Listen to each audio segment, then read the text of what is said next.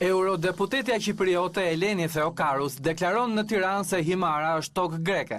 E ftuar në aktivitetin e organizuar nga Omonia dhe PBD-një, jo grabitjes së pronave pro zhvillimit të integrimit në BE, Eurodeputetja Qipriote përmendi gjatë fjalës së saj vetëm termat Vorjo e Pirë dhe tokë greke në Shqipëri.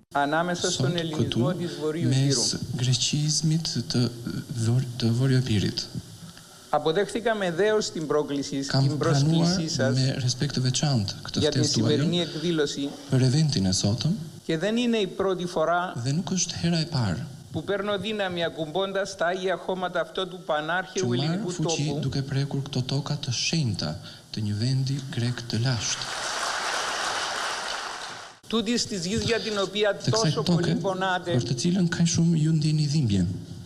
που έμεινε δυστυχώς όπως και το Dhe që νησί ka ngelur ashtu si kundërse dhe ishulli im έξω από τα όρια του ελεύθερου ελληνικού κράτους. jashtë kufive të shtetit grek.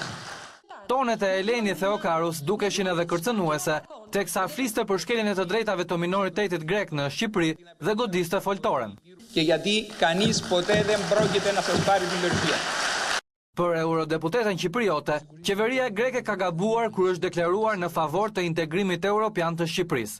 Mendoj se Greqia ndoshta disi e nxituar e ka miratuar faktin që Shqipëria të kalojë në procedura integrimi të Bashkimit Evropian dhe kjo sepse ky vend kalon në një nivel shumë të lartë të kriminalitetit, por edhe të korrupsionit.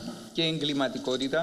Ajo madje deklaron në Tiranë se Shqipëria është vend në shërbim të Turqisë. Në këtë takim, kryetari i PBD-njës, Vangel Dule, duke folur për planin rregullues në Himar, tha se qeveria është klienteliste dhe synon të prish vetëm ndërtesat e pronarëve të ligshëm në shërbim të klaneve të caktuara.